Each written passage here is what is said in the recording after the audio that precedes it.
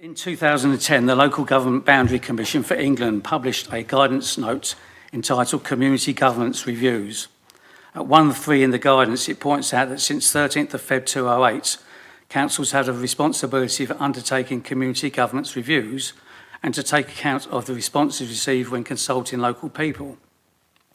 At 2.18, it is noted that these reviews can be triggered by petitions from residents, and at 2.37, a review must be completed within 12 months.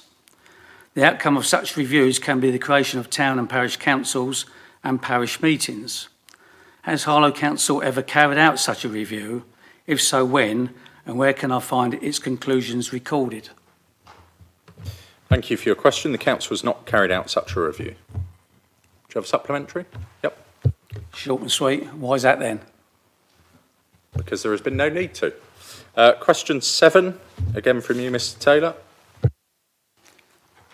Yep. The most recent case I can find of the creation of a town council is just a few miles away at Wickford, which followed a community governance review carried out by the council in Basildon. It took some 3 years to formally create a town council, during which time a shadow council was formed. With the abolition of Harlow District Council just 2 years away, will the council carry out a review as described, or would it just leave it until residents seek such a review? Thank you for your further question.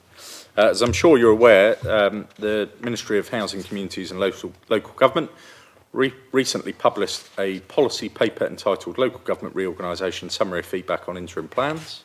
This paper sets out advice for how localism and community participation should be best approached considering local government reorganisation. It sets out that the local government reorganisation should facilitate, and I quote, better and sustained community engagement and needs a clear and accountable system of local area working and governance. In the government's view, neighbourhood area committees led by frontline ward councillors offer a model of place-based engagement and a leadership which maximises the structural efficiencies brought about by local government reorganisation and strengthens localism and community participation across all areas. The paper also recognises that the value of town parish councils offer to their local communities, but being independent institutions are not a substitute for meaningful community engagement and the neighbourhood working by a local authority. In this regard, rather than the creation of parish and town councils, local authorities should hardwire local community engagement into proposed structures, preferably through neighbourhood area committees. Do you have a supplementary question? I do. Yep. Am I right in saying that area committees are not statutory consultees in respect of planning applications?